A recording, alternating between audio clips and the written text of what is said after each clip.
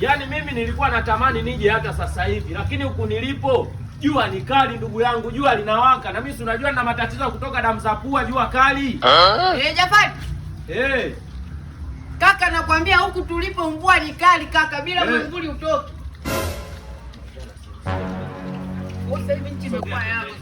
Unasikia sasa? Jua linawaka sana ndugu yangu, kwa hiyo siwezi kuja saizi. Labda jua likipungua kidogo nitakuja labda jioni. Kaka, kwa hii mvua hata anaenda kazini hawezi kutoka mpaka ikate. Kaka nakwambia huku mvua ni nyingi sana. Unaongea na simu hapa. Mbona nipangia mimi sehemu ya kuongea na simu? Basi sogea, basi ongea na simu hapa. Unasikia ndugu yangu? Kwenye saa 9 yani jua likipungua tu kidogo mimi nakuja huko. Kaka, kwa hii mvua tena namshukuru Mungu ndio imekata sasa hivi hapa ndio naweza hata ukatoka. Hebu ngoja kidogo ilikuwa inapiga sana mvua kaka. Ngoja nakupigia. Ngoja tazarau. Naongea na simu kaka. Sasa simu uone kama simu zinaingiliana.